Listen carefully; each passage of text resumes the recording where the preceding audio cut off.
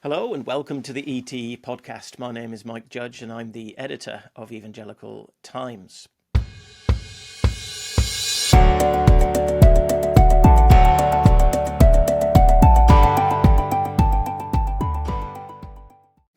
Now, why is it that so many Christians are listening to Douglas Wilson?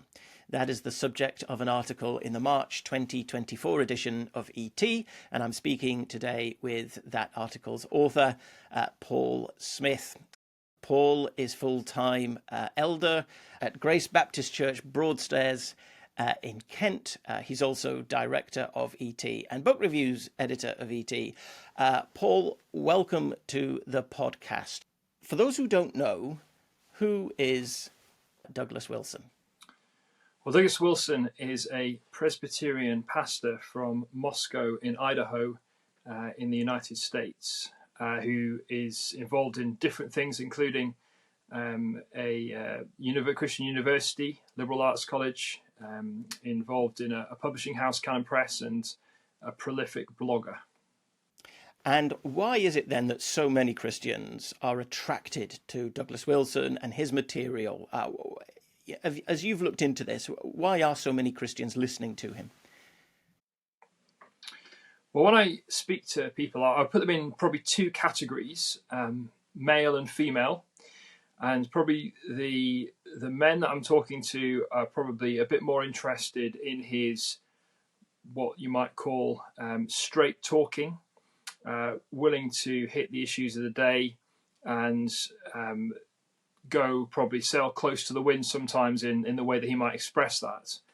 And some of the ladies that I've been speaking to, they seem to be not necessarily interested in just Wilson, but also his wife Nancy, his daughters, and a lot of the stuff on the Christian family.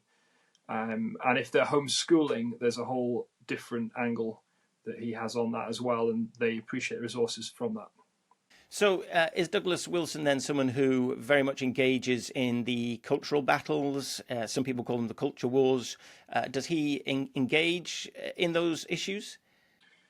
Well, I think he would delight in engaging in those issues. And one thing that he's known for is starting fires, or preparing to fight fires, or engage in straightforward talking on the issues of the day rather than avoiding them. That's partly how he's made his name.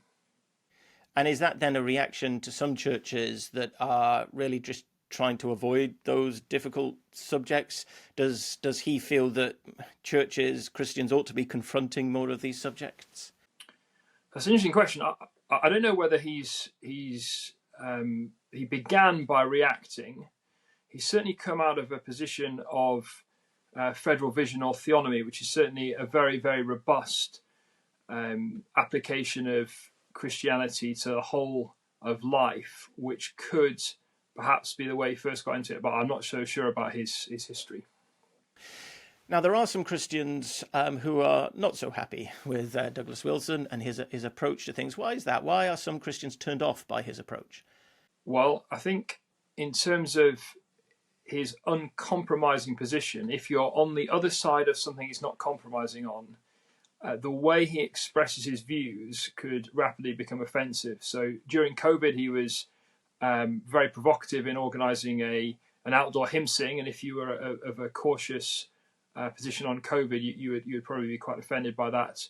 I think some of the language he's been prepared to use has not been helpful, and although he would probably say, well, the other people are raking up and making more of it than he has. He has chosen to use certain words that I certainly wouldn't use. And that gives people a stick to beat him with. I've heard Douglas Wilson defend himself on that and say, look, as you look through the Bible, there are times and moments and episodes where you see faithful men of God confronting the culture in quite robust terms, almost using biting satire to criticize the godless culture. And all that he is doing is following that biblical model. I don't know if you've heard him say that. Well, I think you're right. In terms of the satire, I think his defense is certainly well thought through. If you're to read certainly the Reformers, Luther and so on, you'd certainly have some very robust talking. I know he goes back to Elijah and the prophets of Baal. And I think he'd probably draw a distinction between the strength at which he would respond to people. He would go stronger against those who are absolutely denying the truth than those who are maybe a bit more confused.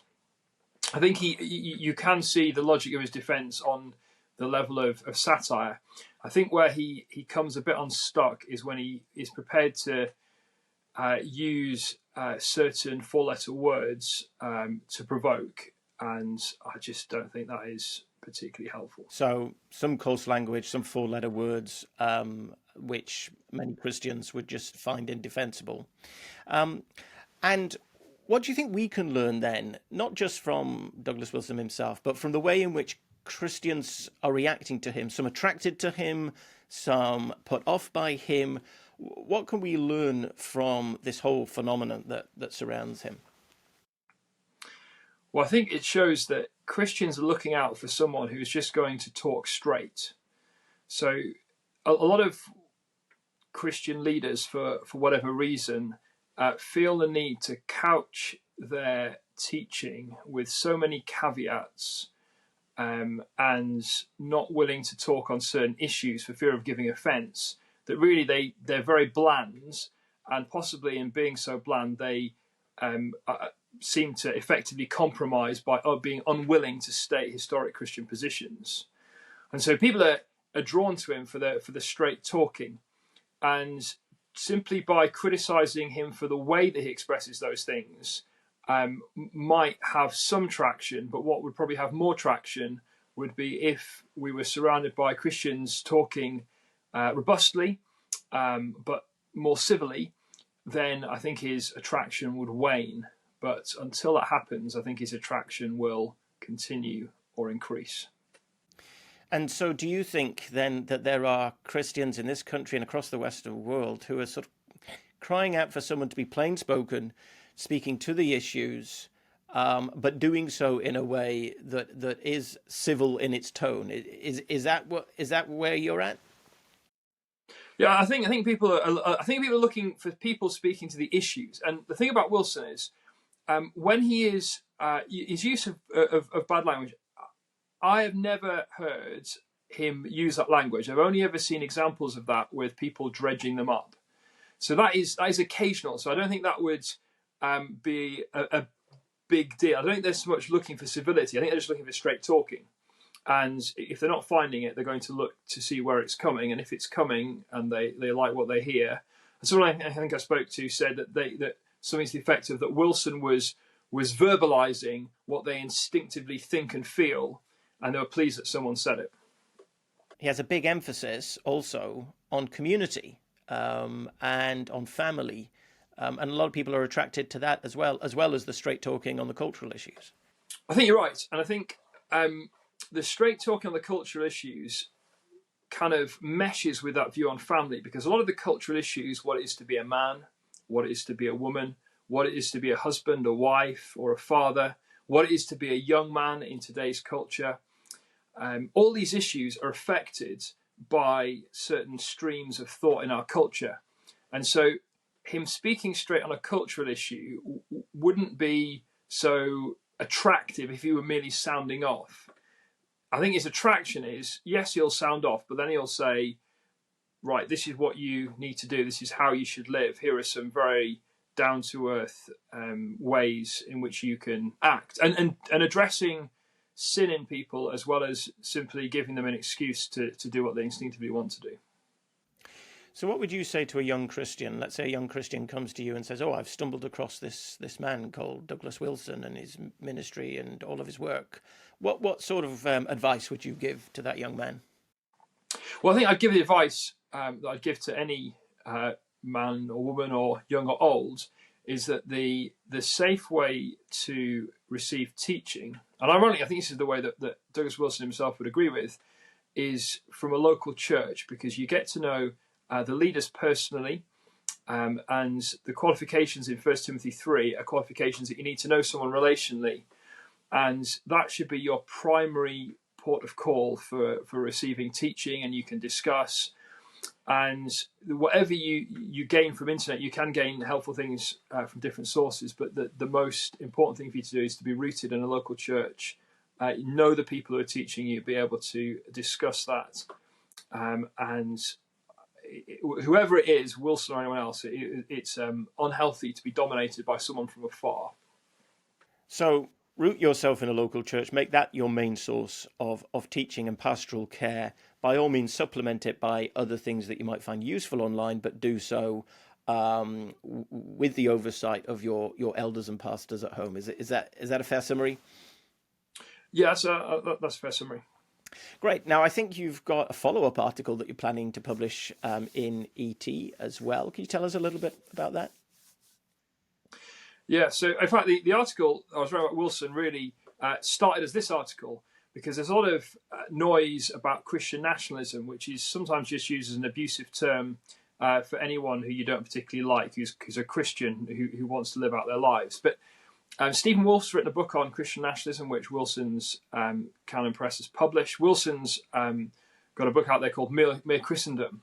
And I wanted to assess those books. And the article began with just trying to give a bit of background, which kind of spawned into two articles, one explaining who Wilson was, and then looking at the Christian nationalism angle. And the reason I want to look at this is not because I'm a post-millennial paedo-Baptist like Wilson is, but I think what Wilson is effective in doing is he's effective in analysing where we're at culturally and identifying some of the issues. Now, I don't necessarily agree with Wilson's answer, because I'm not a paedo-Baptist post-millennialist, sorry, but I think it's worth trying to work out how far we'd run with his analysis and where we would draw different conclusions by teasing out some of those biblical passages. Because I think the whole COVID period has made a lot of us have to do some very hard thinking as to the extent to which the state has authority over us, and the time when we have to say, well, the state is going beyond its God-given authority and interfering into other areas. And people, Christians, non-Christians, believers, unbelievers, have all been asking those questions. And given we've been asking those questions, I think it's a good time to analyse at a deeper level, which those who want to make a case for Christian nationalism need to. And if we don't agree with their case, then we need to be able to show from first principles, that is biblical principles, why we don't, where we think the Scripture's not teaching that, and why. Well, great. Well, we look forward to seeing that in the April 2024 edition of Evangelical Times. Paul, thank you for your time today. Well, if you would like to know more about Paul's article on Douglas Wilson, or indeed any other article at ET, then simply visit our website, evangelical-times.org.